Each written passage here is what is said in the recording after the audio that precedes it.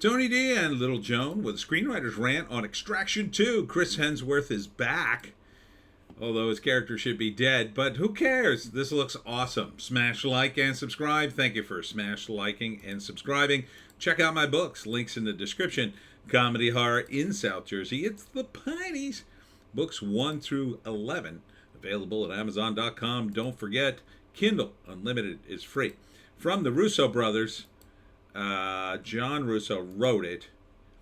It looks awesome. It just looks awesome. So Hemsworth I think he has to break this girl out of a prison, and then a prison riot starts, and he has to fight his way out, and she gets taken from him, and then they do a brief flashback to the first movie where he died, but they show you him getting rescued, and he fights his way back and is alive again, and now he's back. And he is fight mad, and he's going to save this blonde girl. I don't know who she is. So I'm not sure where he is in the world this time. I'm guessing it's not India. Last time it was India. I'm guessing this is somewhere in the former Soviet Union, one of the Slavic countries. There's just one big fight scene, basically, this whole trailer. So somebody throws a Molotov cocktail, catches the shield he's fighting with on fire, and then his hand's on fire while he's fighting. Awesome stuff, guys. Looks great. He's just beating the hell out of guys. Then they show you this scene of him just machine gunning a helicopter with a big gun, and just, that doesn't even look like a gun. It looks like a drone. It looks like a drone. Is that a drone or a gun? I can't tell. No, it's a gun. Okay. Yeah, and then the helicopter crashes. Nice. Written by Joe Russo, excuse me. Sam Hargrave is the director. June 16th on Netflix. Can hardly wait. Oh, this is going to be good.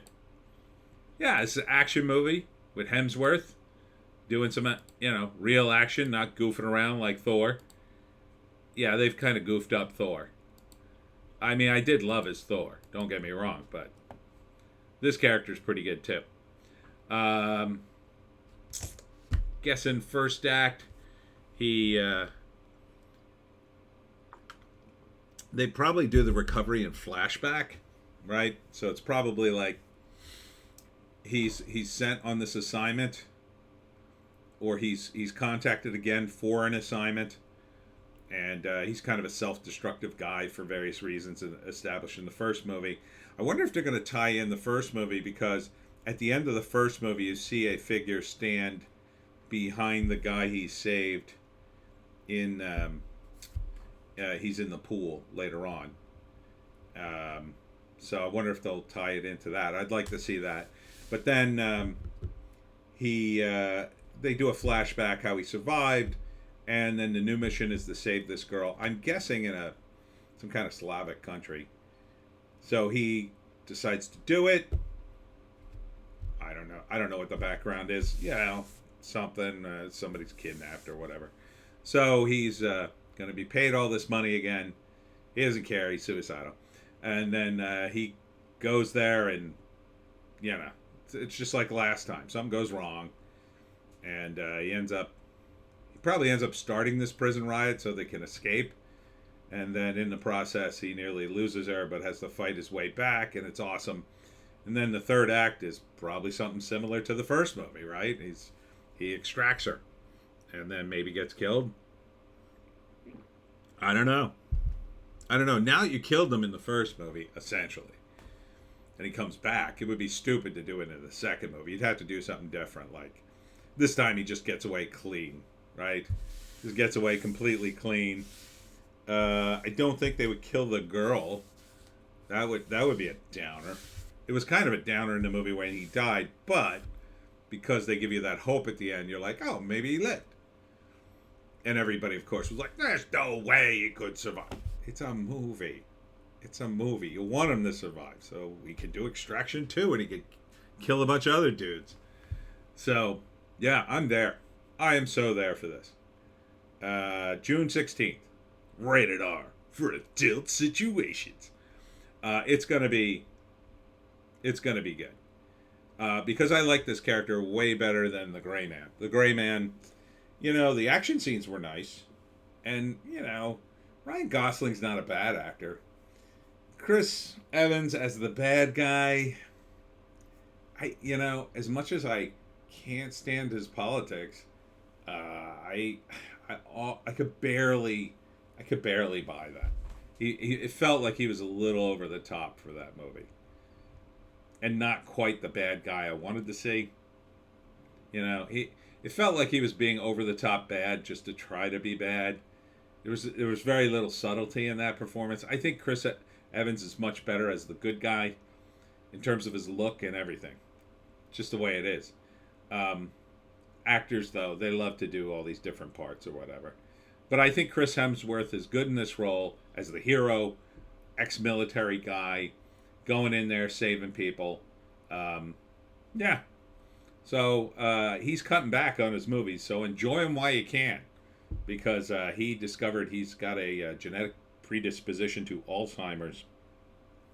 And he's just like, oh, I better enjoy my millions while I'm still around. Yeah, I think that's a good idea. I'm glad to hear that. I would rather him take fewer movies and be super picky about them than for him to be like, I don't know, some of these actors, they just take anything that comes down the pike. Michael Caine, back in the day. Robert De Niro now, apparently. They're just taking things. You go, this movie's terrible. Why would you even be in it? Money. So, money ain't going to do you any good once you're... So hopefully, he's going to pick his projects very carefully. And, look, how many movies can you see Chris Hemsworth in? Some of these guys, they're overexposed. Do a movie, maybe you do one or two movies a year. That's it. How many more do you need at this level? I get some actors, they're side characters or whatever. Maybe you make a cameo. But Chris Hemsworth, does he need... he's been in the Marvel movies. I'm sure he's loaded beyond belief. I'm sure he's got more money than he knows what to spend on. So, I wish him well. I'm looking forward to this. Good. I wonder if the brothers are also genetically predisposed to Alzheimer's too, because he's got two brothers who also work in the movie industry. Anyhow, that's it for me, Tony D and Little Joan. Check us out on Odysee, Bitchute, and Rumble for our more bass takes. I will be at the Shriners on Wednesday, members only, sorry, and Geek Fest on Saturday from 2 to 3 for my talk on how to hunt the Jersey Devil. I don't have a table, so but you can catch me there. I assume they'll let me sign autographs. I'm going to try to get my books in somehow. Worst case scenario, you can meet me in the parking lot, and we'll see you